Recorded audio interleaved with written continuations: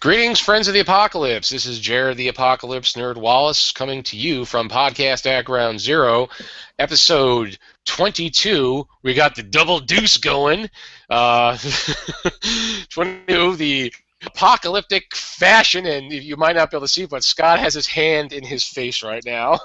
Well, I'm sorry. The last time you used the phrase "double deuce," it was after a night of, eating a lot of Mexican food. Well, it doesn't take that anymore. We're getting old. But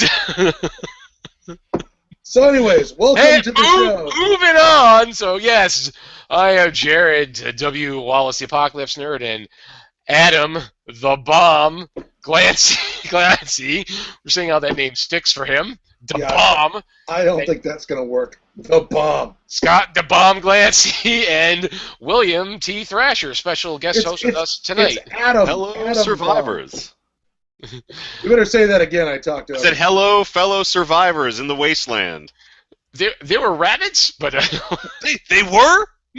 Stopped. Just moving along. Moving along. Okay. Okay, so we're talking about. I titled it "Fashion the Apocalypse," but it is about clothing, but clothing, armor. What are you going to wear after the apocalypse? What's going to happen after? What's going to happen long term? And what about all the ridiculous trends that we've seen in movies?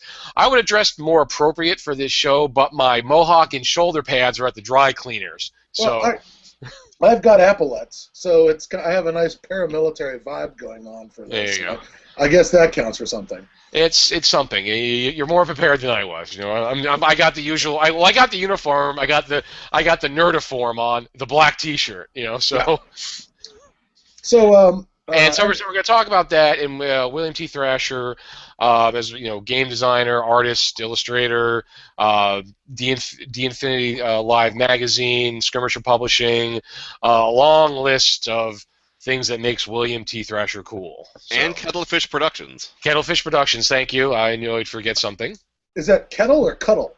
Kettle. Kettle of fish. Although, All right. although when we do Cthulhu events, it can be Cuddle. Yeah, you don't want to cuddle that. Yeah, especially when it's live action. Oh, yeah.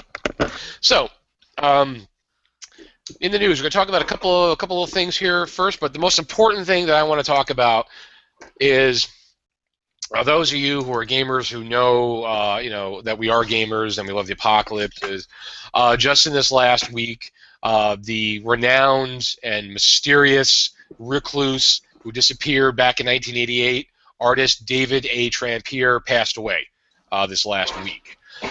Dave's artwork was tremendously involved in the early days of Dungeons and Dragons, from the 70s into the 80s. I mean, he did artwork on the Dungeon Master Guide, Monster Manual. He did the iconic cover for the Dungeon Master, the first hardcover Dungeon Master Guide, The Player's Handbook. and the Player's Handbook that he's most well known for. He did work for Star Frontiers, Gamma World, Top Secret. He did everything, all the early TSR stuff, Dragon Magazine. He was also Was it the Woimy comic? which one? Wormy. Wormy was his, the dragon who was the outlaw, wargamer, and he was also the co-designer of the Titan game, Titan, back came out in the late 70s, board game. So he passed away. People who don't know that much about it, I'll keep it brief. Dave had some issues. Okay, we're not sure what his issues were, but he got mad back in '88. Whether he didn't like the way things were going, working for the magazine TSR, he just picked up and left. He disappeared. His checks were returned. There's people who were connected to him, like his brother-in-law is Tom Wham, Awful Green Things from Outer Space, Snit's Revenge, and other illustrations, gaming industry. There was words that he was still alive, but he disappeared. He was discovered. People contacted like in the late '90s, were contacting him to try to get him back, and he removed himself completely from gaming, art, everything, and he wound up driving a taxi cab for basically the rest of his life until recently. He got sick. I think he had like a stroke. Then he got diagnosed with cancer. There's this local game store that he visited, and he sold like his artwork to the guy who some of his artwork to raise some money. He also wanted to get his Wormy collection published, which was supposed to be published back in like the late 80s. So he was moving forward to that a little bit. Again, was he going to become full on back into it like the retro artists, like some of the other ones like D and Elmore and all these guys doing all the Jim Holloway, all these people redoing all their art? Maybe, maybe not. But I think that he was going to get back. He was stepping into it. He was very cautious. He still had a lot of fear or paranoia, disdain for people, but it seemed like he wanted to try to get back into it. So I'm speculating here. But my hope was that one day he'd come back to us. That maybe he would get these things published. He would see how much he is adored by the community, and he would be welcomed with open arms. And maybe you might be able to get him back. But I think there was a lot more. He was a very complex individual apparently, and there's a lot. I think there's a lot more going on with him that any of us will ever know. Yeah. But we'd just be speculating as to his reasons for walking away completely from his talent, from his participation in the industry, and not even using his talent for anything else. I mean, using his artistic talent. I mean, he didn't take that and go to the movie industry, to advertising, to any other field. Nope, he just left it completely. So it was a loss. I mean, because you can't look at hardly any early TSR stuff and not see Dave Trampier's artwork. I mean, there was a lot of other artists. There's a lot of other good artists too. Don't get me wrong. There was a lot of fantastic people who worked for him, but his was a very certain style he had, and it was very predominant throughout all the early works of TSR. And of course, my favorite thing, which again I've shown you guys this in the past, and I'm looking at it right now, and I look at it every single day, is my Gamma World poster for the first edition cover, which was done by Dave Trampier. And I'm going to try to do a screen share here. Give me a second. Mm-hmm. Where is it? Screen share.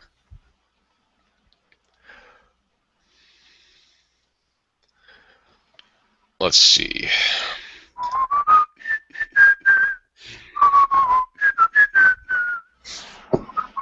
Let's see if this does it here. Okay.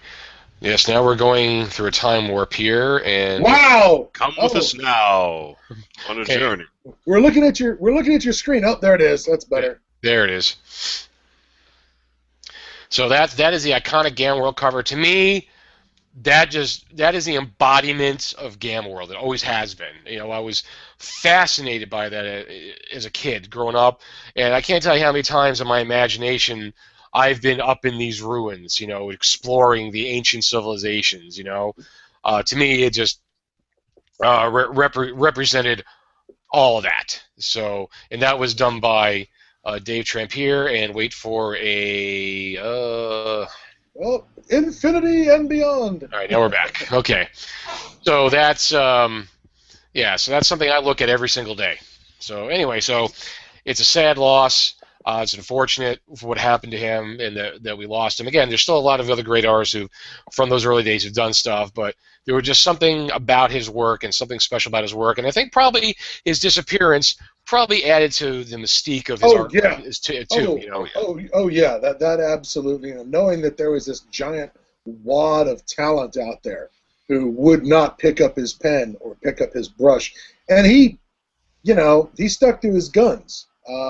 On that, whatever it was that made him walk away, he either didn't get over it or it didn't change. You know what I mean? Whatever problem existed, he did not break down and come crawling back to the industry to, hat in hand. It was always on his terms and his terms alone. And even if that's batshit crazy, I kind of have to admire the fact that he could stick to his, he stuck to it. He did not flex on something he felt strongly about. Yeah, so it was a sad day. I was really upset that day. I was trying to commiserate with somebody about it, but unfortunately, all I had was my fiance, and she's not a gamer, so she didn't get it. So I'm just like, let me talk. You don't understand, I'm sure she did her best impersonation of listening. Yes. That's how you can tell they love you, is when they pretend to give a crap about our bullshit. Exactly. So, That's all we can ask for sometimes. yes. So that's that's what's going on with that. Do you have anything to weigh in on that, Will? Well, just that it was one of those weird moments of providence, because the day that it came out, the Trampier had passed away, was the same day that that John Kadolf of Starhawk Fantasy Games came to me and said, I want you to do an illustration for this adventure module I'm working on. It's got an old school feel. I want it to look like old school art, and I want it to be like this. And he showed me the original Mongrel Man illustration. Oh. And just so, like, the same day, you know, I find out that of his passing is the same day I'm brought into this whole old school gaming product. It was just a weird 1-2 punch. Yeah, that's crazy, and it also happened during GaryCon as well. That was just this last weekend as well. Yeah, I think that was the same day that the GaryCon organizers were actually releasing photos. Because they had a reunion of a lot of the original TSR staff, writers, artists, editors, designers, and they took a tour of the old TSR building, and like they even had this picture of the room for their art department, and they were still finding like stains on the floor from spilled ink and spilled paint, and you could see the grooves worn into the floor where their rolling chairs used to be. Wow. And like just all this artistic activity condensed into one place in the 70s and 80s. That's crazy that all that was going on, and then it got announced. It got announced, and then I think, because, again, Tom Lamb was there, so there's a connection. He had made some posts saying that he got some weird emails from some nursing home, and then he saw the obituary, and he's like, yep, that's it, you know. So it's sad. So, but we're going to move on before I get all teary-eyed, and I'm not kidding either. But, because I said it's very upsetting, because I had hoped and prayed that we would get him back one day. I really did.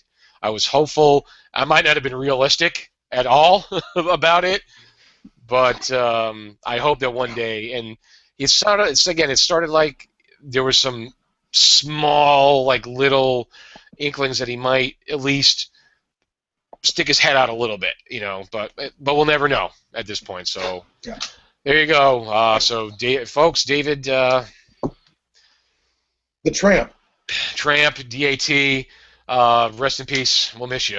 So, there we go. Let's move on to something less apocalyptic. Yeah, exactly. Let's move on to something less depressing, and let's talk about the apocalypse, okay? Yeah. So some other in the news things. Speaking of the apocalypse, I did see it got launched, I guess, in the last couple of days, was Goodman Games, with permission by James Ward, are releasing a deluxe edition of Metamorphosis Alpha, the first Apocalypse, I believe the first Apocalypse role-playing game prior to Gamma World, because the rights reverted back to James Ward, I think in like the last 10 years. Or something like that, like early 2000s. So they're doing this deluxe edition, oversized, of Metamorphosis Alpha. It's like 10 by 14, and there's like a lot more. I mean, it's only like 120 pages, but there's more. Because if you've ever seen the original book, it's only like that thick. It's really it's thin, super thin. But they beefed up to 128 pages because they're including more monsters, a lot of stuff written by James. More monsters, more creatures. Magazine articles from Dragon Magazine and Polyhedron, all these other places, ones that were relative that helped build the universe. So they've fleshed it out a little bit. There's a bunch of add-ons that they're doing with it, like a new adventure. Then they're doing this bundle of other adventures that they're coming out with. They're doing like these dice bags. They're doing a poster. They did like this meticulous. They got this scan of the original cover. And they're doing this 11 by 17 poster print of it. They got it like scanned, enhanced, like retouched, and they made like a poster of the original cover. So if you like that kind of that 70s wacky sci-fi stuff, it's pretty good. I backed the Kickstarter myself, of course. I'm not sure if I want to get the book really bad, but I have a lot of expenses lately, so I don't know if I could do it because it's for a Kickstarter for a book. It's a little pricey. I will have to say that. What do you got to pony up to get the book? 80. Yeah, it is pricey. I usually don't expect to pay more than about 50. Yeah, so it's a little pricey for a hardcover, you know. I mean, it might be oversized this way, and then I understand the cost of printing and stuff like that, but 80 seemed a little. It was a little high. I mean, I know they're doing a small print run there. I mean, their goal is $30,000. So I'm thinking it's costing them a lot to print this stuff, you know, and I don't know why it's costing them that much to print it, you know, unless it's. It never hurts to have a cushion. I've had to, you know, I learned that my first Kickstarter. Oh, yeah. If I got the money I asked for, my Kickstarter would have failed because I simply did not end up. I would not have. I would have blown it on the cost of buying boxes, buying shipping materials, you know, just those. Yeah, sure, I accounted for the postage, but even that was not accurate. You know, you need that. You really do need a little bit of wiggle room to make these things work. Oh, absolutely. $30,000 for a book is often is enough to pay all the artists, all the writers, all the printing, and all the shipping for like a pretty decent print run. Well, especially since it's an odd size, it's kind of big, you know. So. Oh wow, yeah. And guess what? You just kicked your shipping costs into a cocked hat because you didn't buy a standard size book. Yep. That's going to go in a shipping containers. Yeah. That really makes a world of difference, and I don't think the customers don't get that suddenly you're spending, oh my God, $250 a box or more. Yeah. So I'm sure like $15 to $20 of that is probably the cost of shipping, you know, because it's probably going to come priority mail, and it's going to, you know, the weight and the boxes. So I get it, you know, so time and labor, but if it's just a little sticker price. Now, trust me. I'm gonna eventually cave in the last second and wind up buying it. Don't get me wrong, you know. We know your weaknesses, Jared. Yeah. This is one of them. And I'm hoping that I did suggest to them that they also release a PDF edition of it as well. That could be maybe like an add-on, because that it's more of a collector's piece. That big size, it's not good for the day-to-day gaming. You really need like a PDF that you can like print out and use as a rule book. You know, like it's a collector's book. It's not really. Because it's all based on the old system. It is not a revamp. It is not a different system. It is the original game. So, and I think that's actually something that I really like about a lot of these gaming Kickstarters. You know, in the olden days, you know, once the new edition came out, that was it for the old edition. If you had a favorite edition of a game, well, that was it. It was dead, and it was never coming back. And now with Kickstarter, that's changed. I've seen a lot of classic editions of games get revived. I'm not really 100% sure why certain companies don't offer PDFs of their products with different edition rules in it. You know? Oh yeah.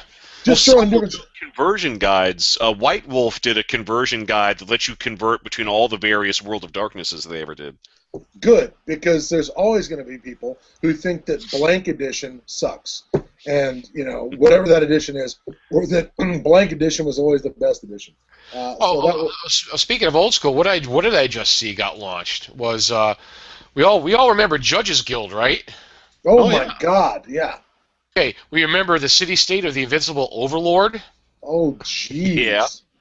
That's now a Kickstarter, which has already in 8 days raised $35,000.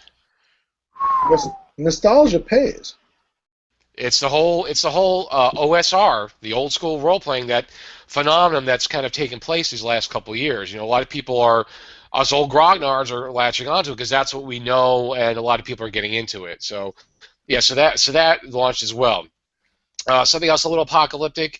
Another Kickstarter that started was Arclight, the art of Joe White, our friend who did Twilight X. He's doing an art book for Kickstarter of all his art. You know, like it's not just Twilight X and The Last Zombie, but all his other stuff. But that launched as well, and I just mentioned it because it had a lot of post-apocalyptic art in there. So good for Joe. I back that. You could get it's got a pretty good deal. Like the book is like $20, and it comes with a PDF version. So Wow. Okay. How do you lose on that? no, it's pretty good. So that's that one. Scott had a movie that he came across, and then we're gonna. Yeah. 20 minutes later, we're gonna get into our topic. But again, I thought the whole Dave. Well, I thought the whole Dave Trampier thing was very important to talk about, especially he did have involvement with Gamma World and post-apocalyptic stuff. So. I ran across a friend of mine posted a list of genre movies that aren't remakes or sequels, and two of the films that jumped out was a film from this year called The Rover, which is the big name on that is Guy Pearce. There's also an actor named it's Robert Patterson. It's what's his name from it's Robert Patterson from Twilight. Okay. I didn't realize that's who that was. But it's basically set in what appears to be an Australian near-apocalypse dystopia. It doesn't appear to be quite It doesn't quite appear to be Road Warrior or Mad Max 2, but the world that it's taking place in is like the first Mad Max. Civilization is breaking down, law and order is falling apart, and Guy Pearce plays a guy who has left the cities to camp out left the cities and is out in the desolate nowhere in Australia, and he gets robbed of all of his possessions by this gang, and he proceeds to track them down and get his stuff back by, Malcolm Xing it by any means necessary, and his primary tool on his mission of dystopic near-apocalyptic vengeance is Robert Patterson, who was one of the gang members who got wounded and was left behind at the scene of the crime by the gang. And so Pierce has picked him up and is part hostage, part partner in crime. And the two of them are going on this, extended Eastwoodish, Charlie Bronson-style revenge kick in this post-apocalyptic world. There are previews available online for the film. They don't tell you much of anything, but if you read the sort of the liner notes on IMDb and then watch the previews, you can see what the preview is showing you. It is showing you a dystopic, near-apocalyptic world where society is breaking down, law and order is breaking down. The other one I would throw out is a film called The Young Ones, or called Young Ones. Not related to the BBC series from the 1980s. Exactly, not The Young Ones, the comedy series. So no Vivian. No Vivian. Damn it. No Vivian. It's directed by some guy named Jake Paltrow I've never heard of. It is set in a future, according to IMDb, where water has become the most precious and dwindling resource on the planet. And one day we'll have to do a fucking show on all the fucking apocalypses where they're running out of water. Hell. There's hell. Only the most plentiful resource on the planet, and we're running out of it. Set in the near future where water has become the most precious and dwindling resource on the planet, one that dictates everything from the macro of political policy to the detailed micro of interpersonal family and romantic relationships. The land has withered into something wretched, and dust has settled over a lonely, barren planet, and the hardened survivors of the loss of Earth's precious resources scrape and struggle. Ian, our main character, lives on a harsh frontier with his children. He defends his farm from bandits, works the supply routes, and hopes to rejuvenate the soil. But his daughter's boyfriend has grander designs and wants this land for himself and will go to any length to get it. So it's kind of a Western, sort of. It's kind of a water rights Western, set in a post-apocalyptic dystopia. So there. So those are two post-apocalyptic films that are on the horizon. The Young Ones may not have distributorship yet. It's been making the rounds at the film festivals. But we will be seeing The Rover, even if we have to go to the video store to get it. If you have a video store to go to. Yes, well, thank God I live at ground zero for video stores. Yes, you do. All right, so that's a couple of good things. Thank you, Scott. Now it's the apocalypse. The world has ended. What are you gonna wear? apparently, according to a lot of 80s films, it's buttless leather chaps and football shoulder pads. You know? Yeah. And the Well, man we to be, have... to Go be ahead, fair, Joe. all chaps are buttless. Oh, okay. Well, yeah, you're right. that's a good point. That's a little redundant. Well, for people who don't know, but Apparently William has more experience with chaps. I'm the buttless chap leather chap. chaps. Buttless Oh, leather chaps. Wow. The chap. All right.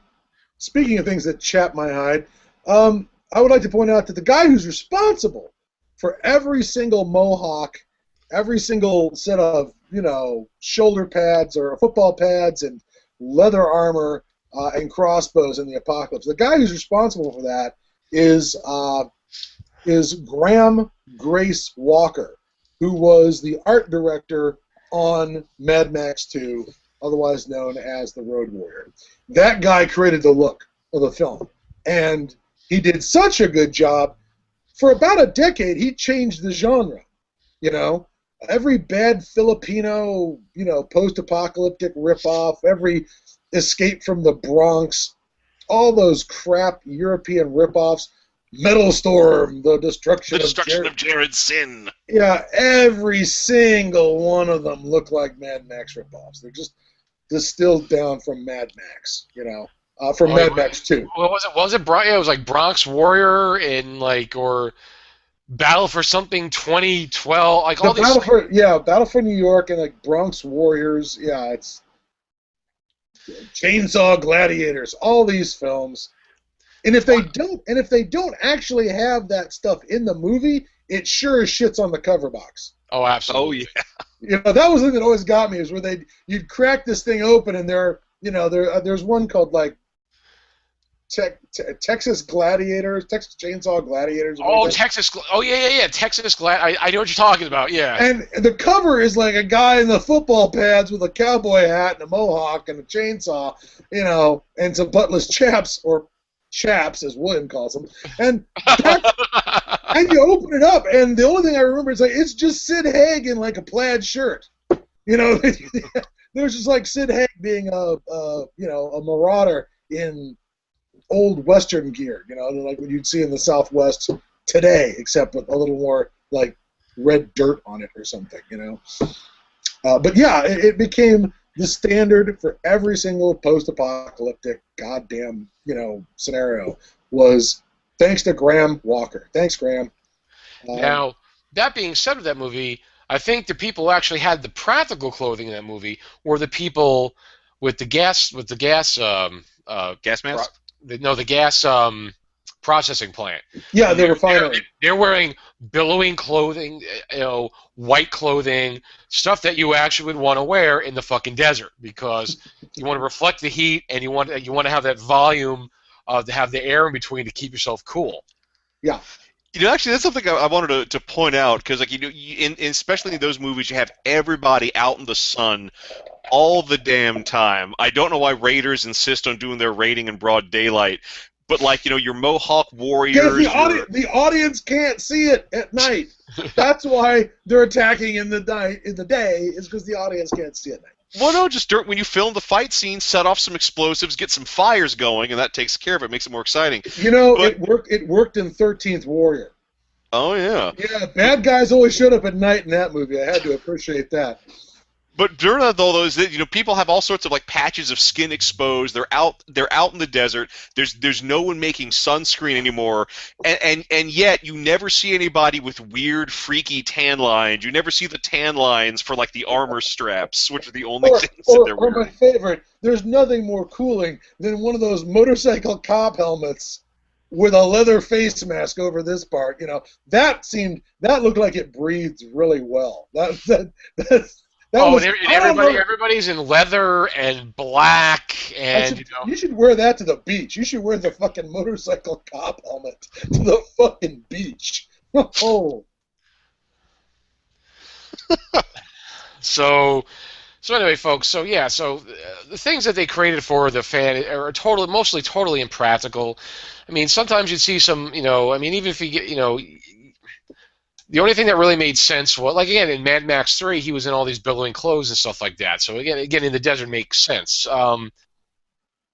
Long-term clothes choices, like leather, is a good choice. Leather pants, because you never, find them going to like the motorcycle shops to get the leather pants, because you know what? Your jeans are going to wear out. Your shirts are going to wear out. There's going to be moths. There's going to be this and that. It's going to wear out. You're going to have to start sewing and patching, and you're either going to start looking like Raggedy Ann, in a few years, because it's not like, well, I'm going to get my clothes dry cleaned, then we're going to take care of them. It's like, no, this is it. This is your clothes. Well, we have sort of had the idea that whatever apocalypse we're talking about, there's a massive population reduction. So unless it's the kind of apocalypse that destroys whole cities like a nuclear apocalypse, there's going to be piles and piles and piles of product that are not being used. But just sitting there in the environment, it's going to degrade. It's going to rot. Moths. Water's going to leak in through the roof and is going to destroy the fabric. Oh, yeah, there's going to be fires in the cities because, well, there's going to be fires in the cities. We made this mistake of building our civilization out of things that burn. So there's going to be fires, and there's not, and so that all that supply is going to run out very quickly. Just sitting there in empty buildings, I'd say it's going to be dead in less than 5 years. Well, also, of course, unless the apocalypse is the Gamworld apocalypse of the Yixil, the Yexil, the flying lion creature that eats clothes. Yeah, which is another Dave illustration. Thank you for bringing it back around. Yes, so if it's that kind of apocalypse, nobody's got clothes because they're eating it all. Oh my God! I'm thinking, like, wow. You think moths are bad now? Wait until they're 2 feet long and radioactive. Yeah. Oh yeah. Well, like in like the giant scorpions in Damnation Alley, Exactly. That's the last thing I need is the fucking cazadors in Fallout eating my goddamn clothes too. That's God damn it.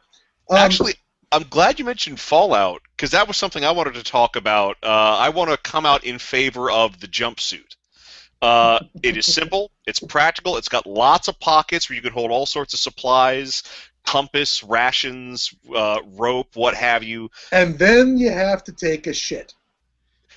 Well, yeah, you do have to plan for that. There's that point where your entire clothing, all your gear and pockets are stuck around your ankles. That sounds like a great position to get caught in the post-apocalyptic world. Unless it has a trap door, That's going to be next for fucking Bethesda. They're going to make me stop and take a crap. I mean, they already had the thing where my clothing wears out in the game, my weapons wear out in the game. I have to eat, so I have to burn food. I have to drink water, and I have to sleep during the game, or I'll die. Well, they'll have like a brown meter and a yellow meter to track bodily fluids. Yeah, they're already radiationing me and starving me and everything. Stop talking, Will. But yeah. If they hear us, yeah, you have to take a crap, and if you're taking a crap someplace, that you can be attacked. Oh, that's just great. Finally, there's something to do with the toilets in Fallout besides drink out of them. And get radiation. Now you really don't want to drink out of them. Oh my God! All right, so in the Fallout universe, you have to start pooping. You're in the middle of the desert. You got to drop your britches, and here comes a giant albino scorpion. I want to point out that the clothing in Fallout, one of the things that I really liked about it is, except for the armors, they really made some effort to make a lot of clothing that looked like it had been built after the apocalypse. You would sometimes find dingy clothes left over from before the apocalypse. It'd be kind of weirdly stained and kind of nasty. But you'd also have a lot of stuff that was just leathers, buckskins, stuff that was, clearly crafted out of bits and pieces of old clothing, like they had taken clothing off the rack. And there's one particular piece of armor that looks like it's made out of bits of a business suit. If I remember, it's the Merc Charmer. There you go. That's how much I've played Fallout. Oops, I'm embarrassed now. I can remember the names of the armor. But they did a pretty good job showing outfits that looked like they were stitched together after the bomb from old stuff. And it was a nice visual touch to the game. I'm trying to think of like other, other stories like where we've gotten clothing, and I think of, Boy and His Dog was the kind of thing where they didn't have that Mad Max look. They had clothing that looked like different pieces of clothing had been sewn together. Well, it was pre-Mad Max. Yeah, so it was different pieces of clothing. Same thing with the Ravagers. The clothing in the Ravagers looked like either clothing that had been scavenged and turned, made into new outfits from old, or it was mixed in with rougher-looking clothing that had clearly been made after the apocalypse. I think of like, and certainly Ultimate Warrior, they look very medieval, like tunics and things like that. Yeah, yes. The clothing in Ultimate Warrior was one where they absolutely didn't look like they had anything from before the fall. Well, that's like another thing, because you've got clothing, but how many people that survive are going to know how to sew? So you may end up getting very, very basic clothing coming back simply because the tunic it's fast to make, but it also doesn't require much skill, and the sewing machines aren't necessarily going to work. And not many people are going to be able to sit still long enough to do that when there's raiders that they got to worry about. Or I mean, you might raid like antique stores, or you might go to like the. There's a crafts industry of looms. I have a friend, shout out to Coral Mallow, who looms and makes cloth all the time. Makes these, and she's learning all the time how to do this stuff. So these looms are not that big, but that's not. Yeah, they're hand powered looms where she's doing the whole 9 yards to make it go. But those are making bigger pieces of clothes, not the finer fabric that like you'd make a shirt out of, which you'd.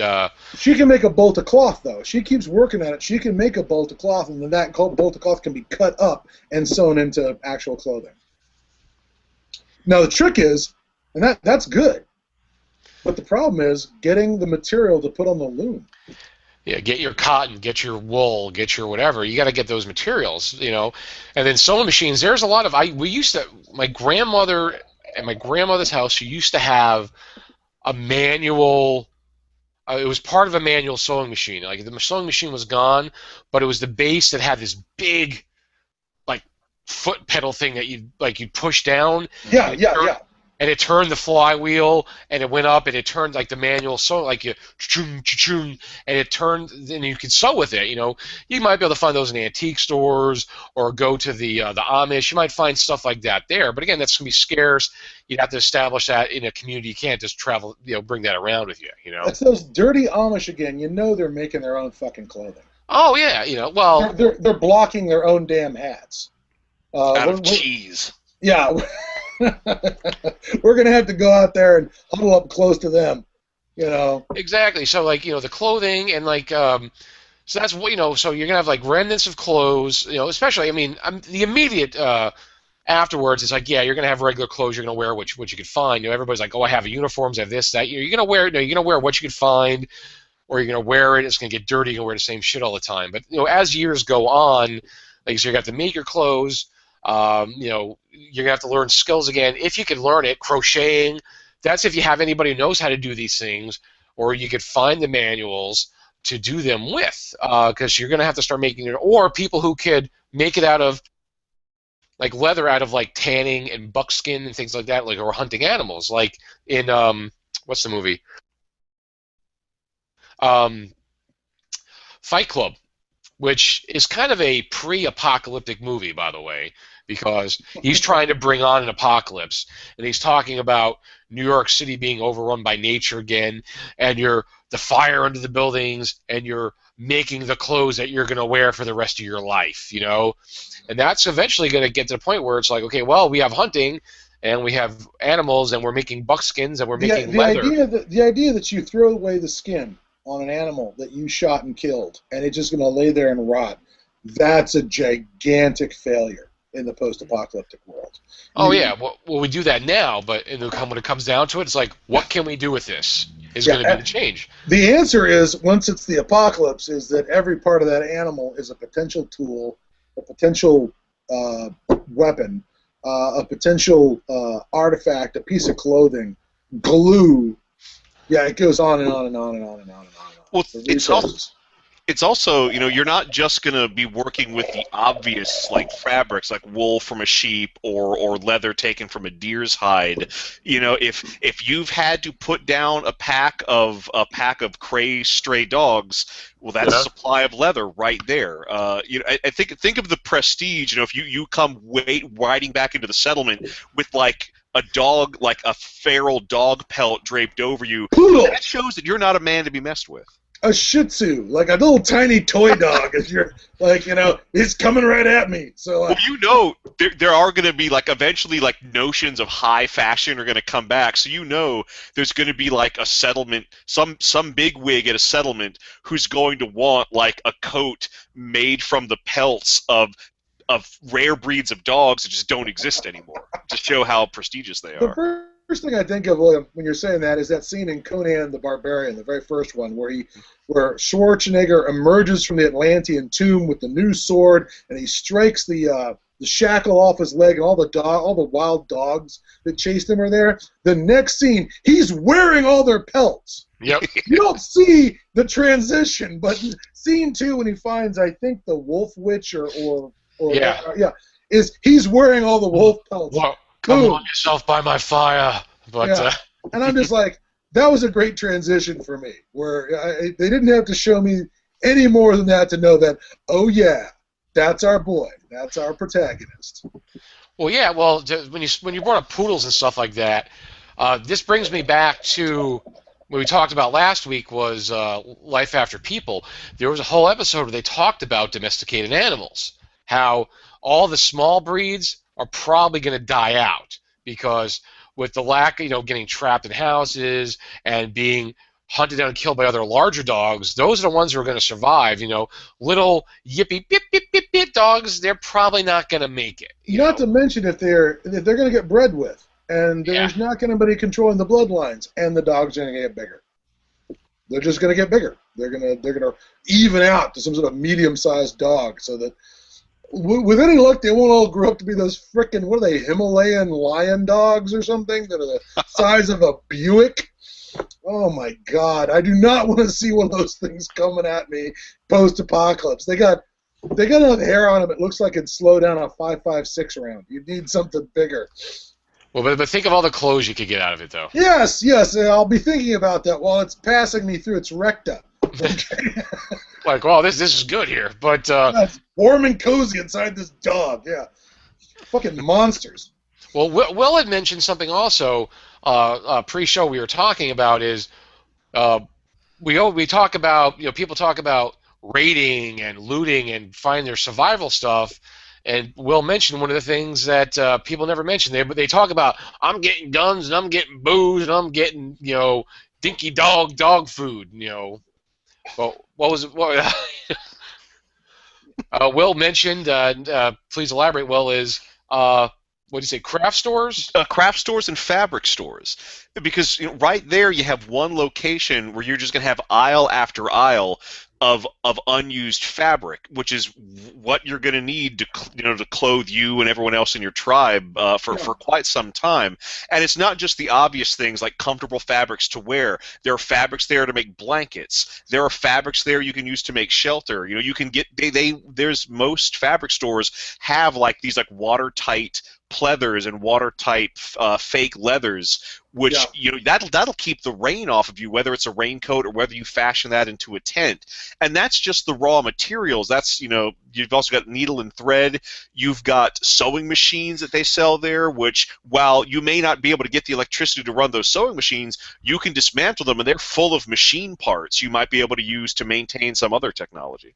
I would like to point out that I'm gonna be a little hard pressed the post-apocalypse to loot a replacement size 15 boot. Yeah, you're fucked. I'm screwed. I will kill a man for his shoes. Post-apocalypse. The problem is he's gonna be a big son of a bitch. So here's your thing, Scott. The skills that you need to start learning now are how to be a cobbler. Yeah. You're gonna need to make yourself some moccasins or something. That's about it, dude.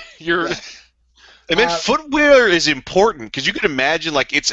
I mean, you know what stuff your shoes protect you from now.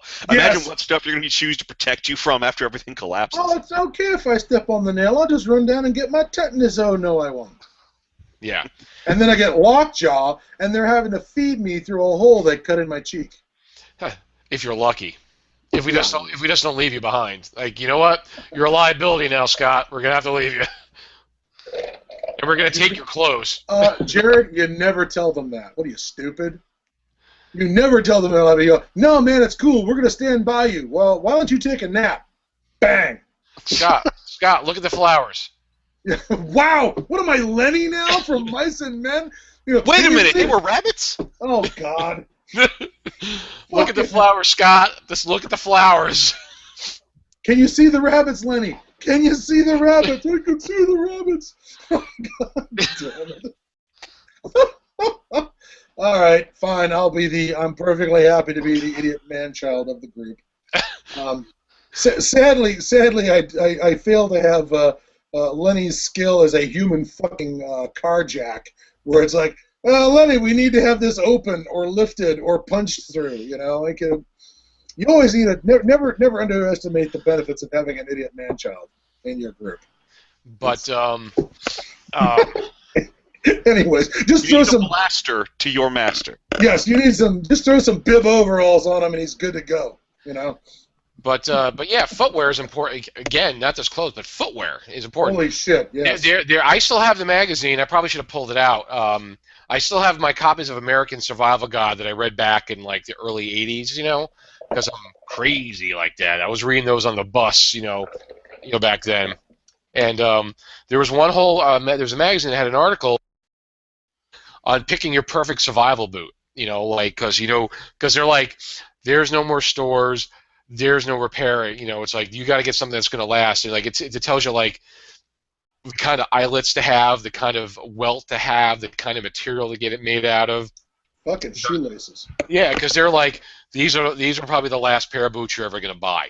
You know, so you need them to last. So they were talking about Vibram soles on boots back in like '83. You know, so to this day I've always like, yep, gotta get Vibram, it lasts. And the type of construction, because yeah, once these sneakers and boots and shoes wear out, it's going to be like, putting in pieces of newspaper in the holes in the bottom of it. And eventually, I mean, mind you, you're going to be able to find stuff for probably decades, because it's like, if a population... Some leather goods, some of these harder things that are harder to rot, yes. Yeah. But a lot of clothing is just going to disintegrate on the shelf. Oh yeah, clothing itself, but things like shoes, like because they're leather, with a reduced population, because it's an apocalypse, so there's going to be a reduced population. You're going to find boots and shoes and stuff for quite some time. Again, trying to, it's not like you're like, oh my God, they only have 4 pairs of size 15. Well, guess what? You're the only a-hole within a 50-mile, 100-mile radius that needs a pair of those. So let's hope that's not the deciding factor on the plague. Like, if you got a big feet, you survive. Because then there's going to be me and a bunch of other guys fighting over the last pair of fucking clogs on the goddamn planet. Holy shit. So, so footwear is important too. Again, so I think those will be. But realistically, like normal wear and tear, you got to kind of get. You got to get a new pair of shoes, like sneakers. Like I get like one pair of shoes, I wear them till they're dead. And usually that's less than a year. That's usually about 8 months, and it's like I gotta get a new pair of shoes because my feet are killing me. So these things wear out, So in the apocalypse, when you don't have anything else, and sneakers aren't the best, boots are probably good. But again, it's going to get to the point where maybe down the road when these things are more scarce, it's going to be, well, the soles are still here, but the rest of it's rotted. Maybe we can make some kind of sandals out of them, Yeah. In fact, I was just going on that. Does anybody here? Everyone here has heard the expression tire sandal, right? Yep. Yes. It's often used. I often hear it used describing what the Viet Cong are wearing. They're wearing tire sandals, and I'm like, all right, are you talking about a sandal where the sole was cut out of an old tire?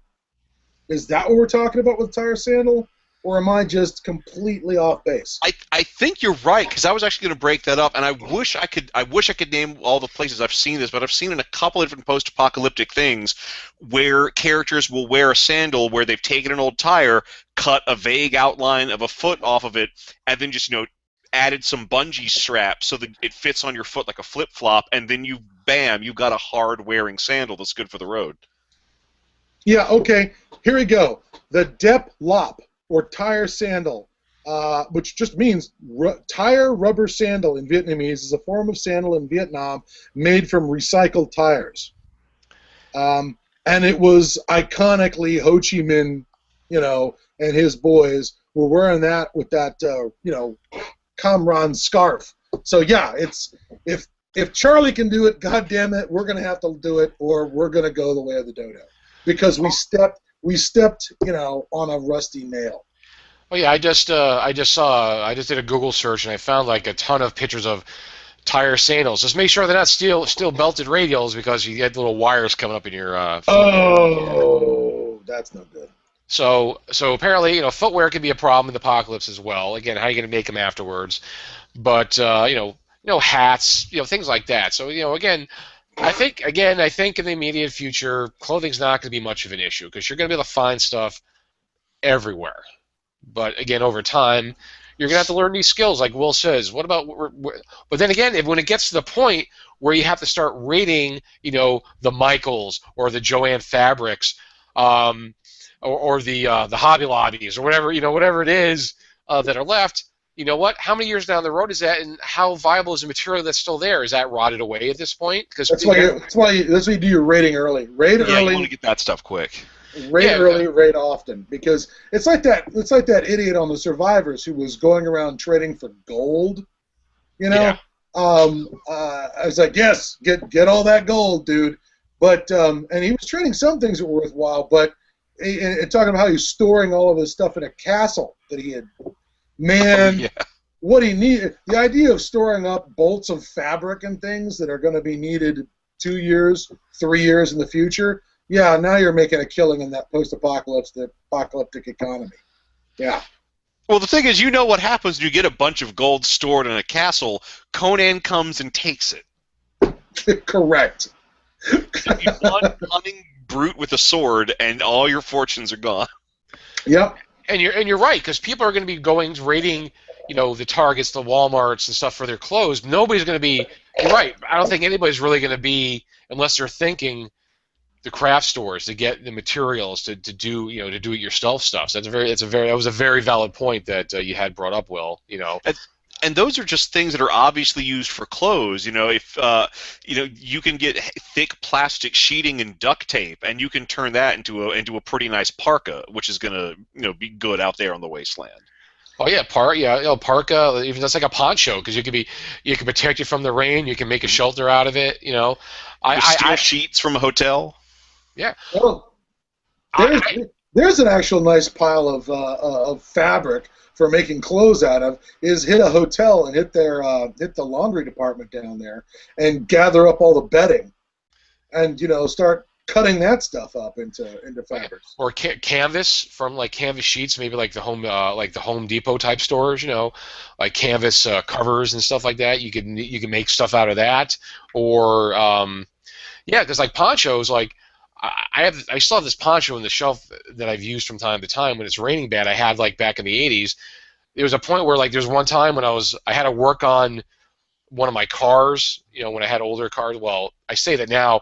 When I had old cars, not realizing that, you know what, Jared, the Saturn that you bought 14 years ago is now an old car. It was new when it was new when you bought it, but now it's like, wait, it's not new anymore. It's 14 years old. But when I had cars that were 20 plus years old, when I was working on cars, one time it was raining and I had to fix something, and I pulled out the poncho. I had the door open, and I laid the poncho out over the top of the car and the door to keep the fucking rain off me while I was working on the car. The thing about clothing is, that I think people are forgetting in the apocalypse, is that it's a survival tool. It's a survival tool as vital as your food, as your weapon. Particularly depending on the environment. Oh, you need something to keep the UV rays off because the nukes blew a hole in the ozone layer or whatever, and everyone's getting skin cancer, or you just don't want to freeze to death in the nuclear winter, or you just want to live in Wisconsin. If clothing is what's going to make you not be dead. You know, protects you from the cold, the heat, uh, bugs, insects. Say you're living in the tropic zone like I do, lots of insects. You need fabric just to like make, especially when you're don't have the barriers of climate control anymore. You have to have windows open. You got to protect yourself from bugs or pesticides. Yeah, pesticide. So you need these like thin fabrics to make little tents and little sanctuaries to protect yourself. Like mosquito nets and things like that. And that's to say nothing of just outright armor, something that can turn away a blow long enough for you to get the upper hand in a physical struggle. Whether that armor is just like you're wearing a jacket on top of another jacket, or whether you've cut up a tire and have bits of tire strapped to you. Thank you, Fallout, because that's what was one of my favorite fucking Raider armors. The guy's got half a tire attached to him. Like, and then of course there's also old sporting equipment like the football padding. Yeah, we've come full circle. Yes, the hockey gear, the football padding, of course that's going to turn up, but I think you're probably better off going to the motorcycle store and picking up the motorcycle helmet. The leather jackets, and like they even have like full jumpsuits.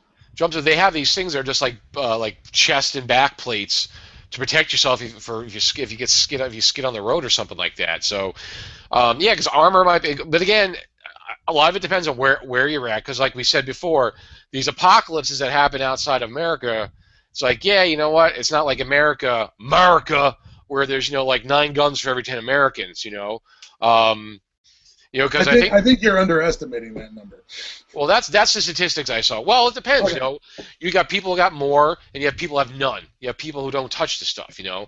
But I know between the three of us on this call, there is enough firearms to totally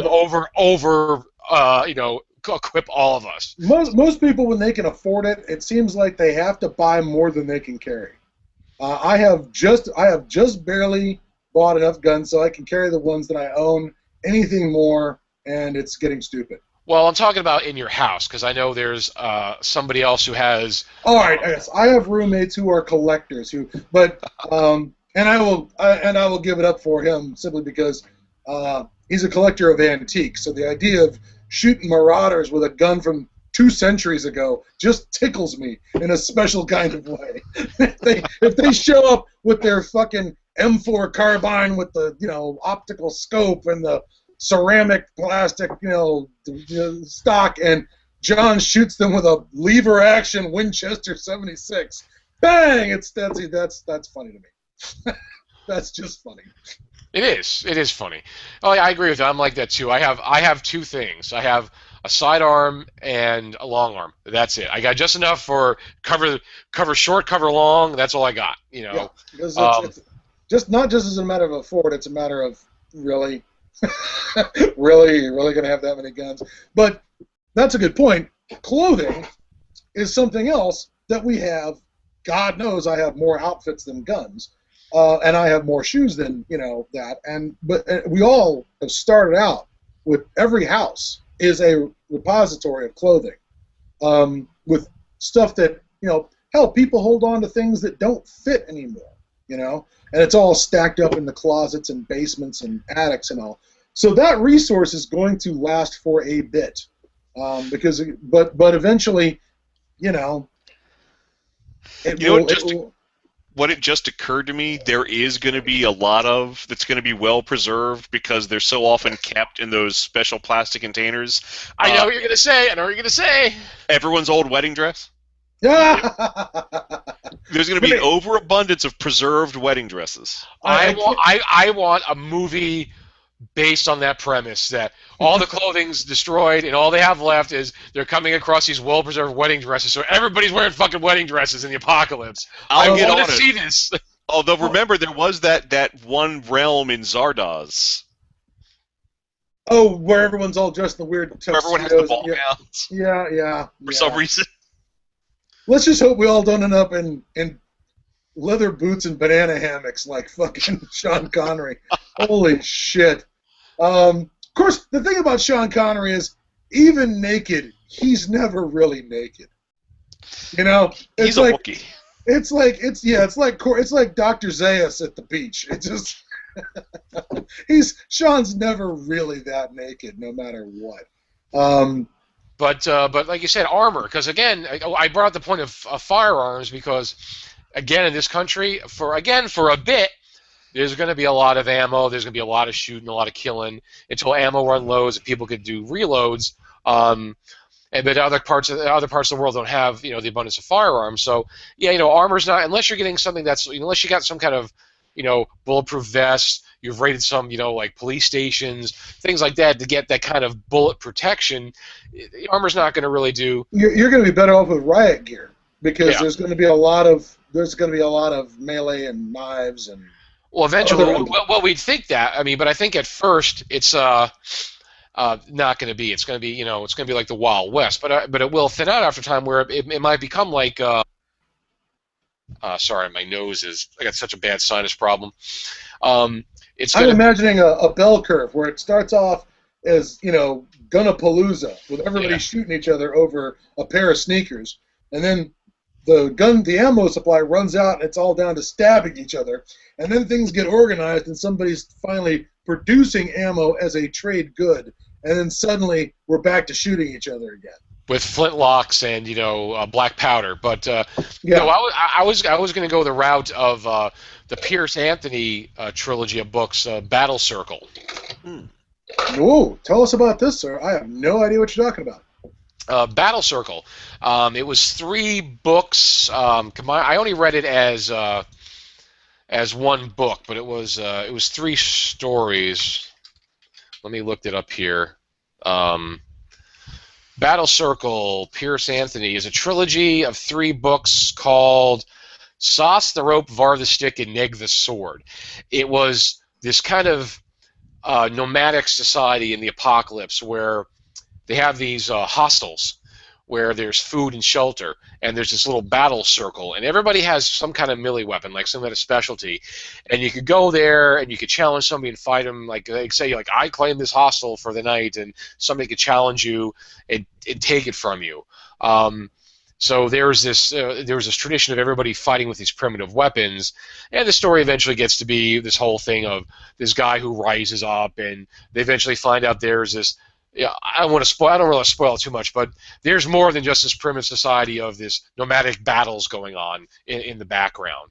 But it kind of just made me think about that, about people just battling with knives and sticks. It's kind of like Pierce Anthony's Battle Circle. Like that society develops of people just fighting one-on-one. Well, another thing about conflicts, and this ties back into fashion, is knowing who's on whose side. If you have competing warlords, eventually people are going to come up with heraldry or different things to adorn their bodies with, so that you can tell who's fighting for what warlord, whether it's just a colored armband tied to the arm, or whether Bloods. Yeah, or the people who fight for Tyrog all wear a blue do-rag with like a stylized T on it, but the people who fight for Jameson the Liberator, they all have to wear a blue shirt with like a red stripe or whatever. Well, I'm going to throw out that the modern iteration of this, the 2 areas I think of as the Russian Civil War and the Chinese Civil War at the first part of this last century, and armbands were it when warlord armies, Kuomintang armies, were fighting in the 20s in China. It was just a matter of armbands. The Soviet Civil War, it was a combination of 2 things.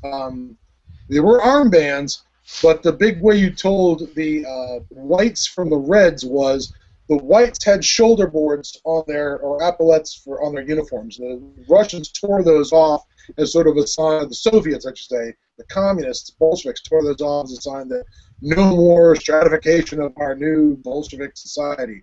And then eventually they realized it was a little hard for the officers to give orders when everybody's wearing the same uniform, so they started putting the rank insignia on the lower part of the sleeve on Bolshevik Soviet uniforms. So it was just that was their differentiation, because they're all wearing Russian military uniforms that have been slightly altered to demonstrate what side you're on in the conflict. But armbands is the one that always seems the easiest. In fact, we're still seeing that shit in like the Yugoslav Civil War. The green armbands were used by Islamic fighters in Bosnia and Herzegovina.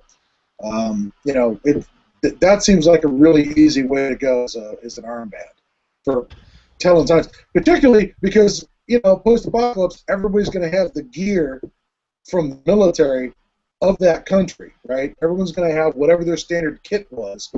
How do you tell who's on whose side? You're not going to have the resources to dye the uniform a new color. And why would you? It's camouflage. You want it to be camouflage. Oh yeah, no, yeah, that was a great point you brought up, Will, because if it eventually gets to the point where you have two armies of patchwork Raggedy Ann dolls fighting each other, how do you tell who's who? You're right, they're going to have to be able to distinguish each other somehow. So that was a very valid point. Again, all these things stem off clothing and fashion. So in small gangs, like you saw in movies like The Road, everybody's going to know each other. So the idea of getting confused is limited. But once you start developing a society where, and that's something that I just remembered. I don't remember that they did in Jericho. There's at one point in Jericho where they have one town versus the other. Do you remember that storyline? No. There was a bit where they had a group of mercenaries show up at the town of Jericho and say, "Hi, we're from the government. I mean, I know we're not the government, but the government has hired us, and so we're here to redistribute, medical supplies and food. So we're going to be taking all your shit and redistributing it, and we promise it's not just to ourselves." And they told, they ran the mercenaries out, said, "Fuck off," shot a few of them, and they left. Well, they went down the road to the next town and just, rather than drive up and talk, they went in shooting and shot the town to pieces. And from there on out, that other town had it in for Jericho because it was all their fault that their town got, ravaged and torn up. And so they find out that the other town is repurposed the local factory to make mortar rounds for primitive mortars because they're planning to come over, strip Jericho, and redistribute all the farmland to their farmers. And they have a big battle at the climax of the last episode of first season. And everybody's in their civilian gear, right? Everyone's just wearing, army surplus, warm jackets, jeans, and whatnot. And I thought, well, shit, this brawl is going to get really confused really fast. Because we're not talking about 20, 30 guys. We're talking about several hundreds of guys fighting over these two towns. And they never really developed that in Jericho. They never really developed that. I can't remember the town's name, but they have a special flag or they have a special color. That never came up. Interesting, but yeah, no, that was a good point, Will. But all right, well, we're a little bit past the top of the hour, which is fine. And Scott, you're losing your connection rapidly, so. All right, let's get out of here before I fall off the internet. Yeah, you're really getting choppy. But so anyway, so that was Fashion in the Apocalypse. Again, not really fashion, but clothing, armor, footwear, how we're gonna get it, why you're gonna get it, heraldry, as William brought up again, something else that will be very important. So we talked about all that, and again, and also clothing is not just something to make you look pretty. It's a survival tool. You got to protect yourself. So again, in the apocalypse, people don't put much emphasis on clothing or how to get your clothing, but it's just as important as a survival tool. Not quite, but almost as important as food and water. Because you can do multiple things with it. So. So that's it for me, or us. Well, what are we going to talk about next week? Again, not sure yet.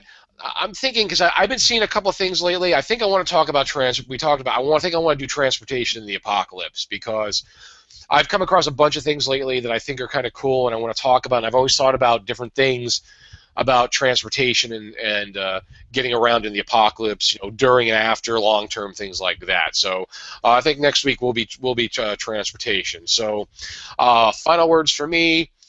Again, as we all know, We lost Mr. Trampier again. If you don't know much about him, you can look him up. There's more and more and more stuff popping up about him, and check out those couple of Kickstarters. I posted one.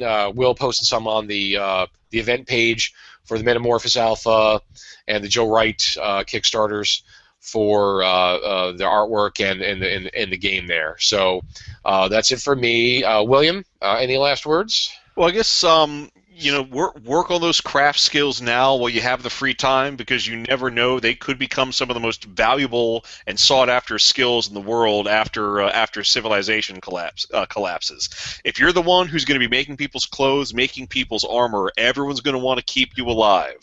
And that's a good position to be in when people want to keep you alive. And I guess the only other thing, just so I can get my shameless plug in, my most recent book, The Jester Dragon's Random Brothel Generator. It's a system-agnostic gaming source book, which I wrote and illustrated. It's all random tables for designing your own brothel, from the brothel's name to its clientele to what STDs people might catch there. It's a lot of fun. Oh yeah, it is a lot of fun. Nothing's more fun than some drippy dick. That's great. Yeah, oh no, it's great. You could get the burning pox or the galloping shingles, but it's available on DriveThruRPG.com. Wow, it's pay what you want. That is not what you want to go to the cleric for. It's like you expect a party to show up at the cleric at the temple and go, well, we got our dead friend we were dragged out of the dungeon. We'd like him resurrected, please. But you don't have them show up and go, yeah, I got the galloping shingles. What can you do for me? I expect that's going to cost more than resurrecting your buddy. It's heavy penance. Yeah. Does it have dragon gonorrhea in it or anything like that? Oh, jeez. Is it worse because it's like different kinds of dragons? Like, well, you got the green dragon gonorrhea, where a cloud of chlorine gas shoots up in. Oh. I'm sorry. That's pretty horrific. Yeah. So if you want diseases from brothels and clientele, again, what was it again? Where is it? Where can they get it? It's DriveThruRPG. Well, it's available. DriveThruRPG.com is the main place where you can find it. It's available in a couple of other online PDF retailers. RPG Now, I believe Paizo.com has it on their online store as well. All right, cool. Thanks, Will. And Scott, any final words? And you need to make a shameless plug about your Delta Green special. Yeah, you're right. I do need to make a shameless plug. The nice folks at Bundle of Holding and the nice folks at DriveThruRPG have finally gotten together, and we are now doing a Bundle of Holding offer in conjunction with DriveThruRPG.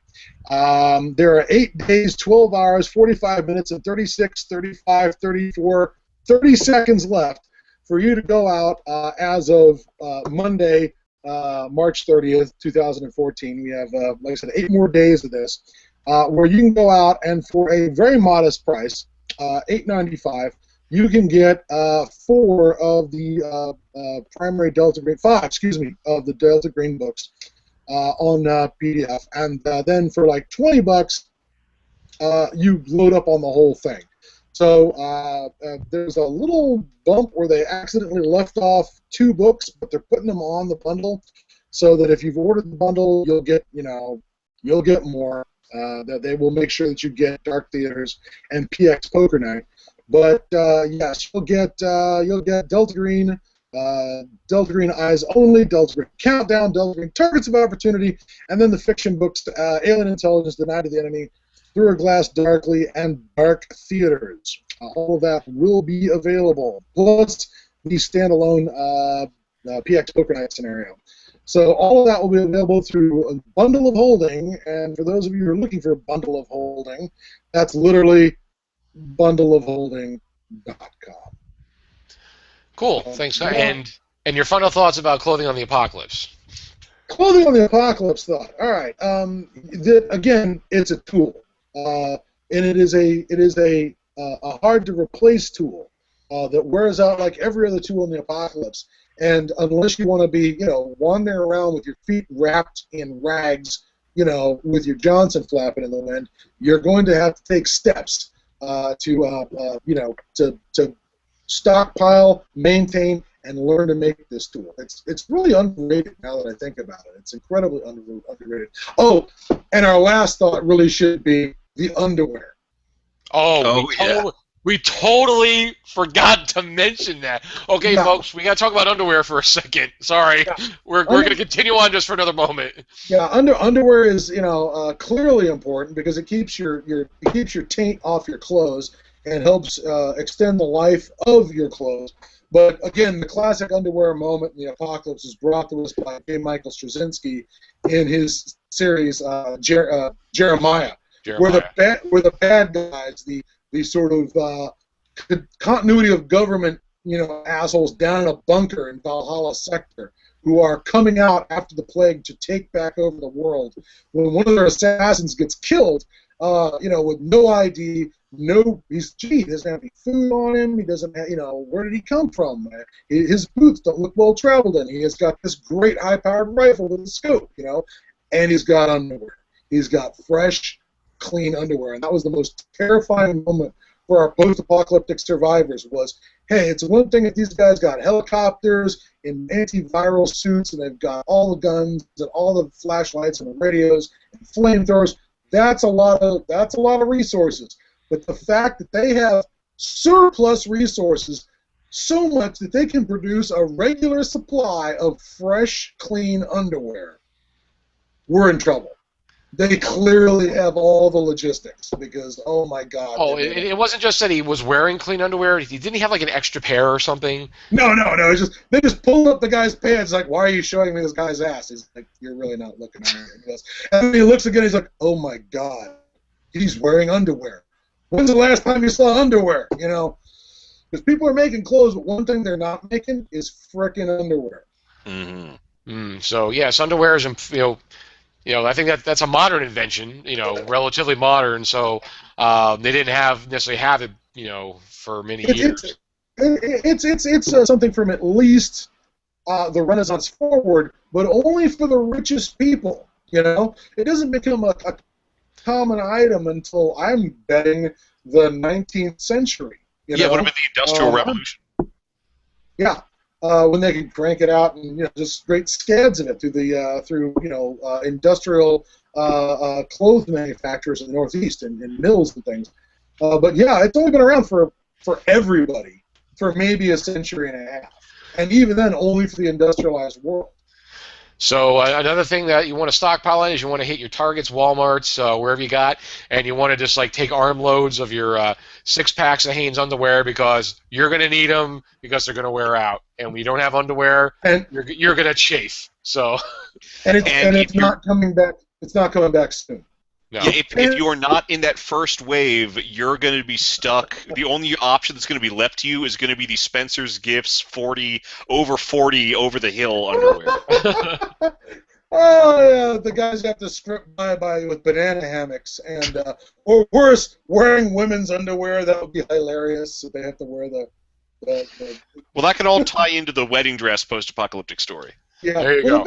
The best part about the wedding dress thing is the idea that there'd be a wedding dress, and it wouldn't be like you tear the giant froofy stuff off of it, like the giant, frosting-looking, apparel, and just wear the undergarment. No, you'd have to wear all of it plus the hat, We don't want to get rid of that. That fabric's a resource. Well, all those layers equal warmth, dude. Come on, don't be stupid. It's warmth, but it's also a trade good. You can just cut off a good chunk of fine fabric, and now you can. Think of all those pictures of those child soldiers in Africa who are wearing giant cocktail dresses and wedding dresses while they're chopping people's arms and legs off with machetes. You know what I'm talking about?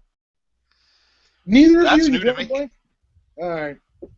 Apparently, we'll save that. So anyway, we need somebody to write the wedding dress apocalypse story. So all right. So that is it for this week.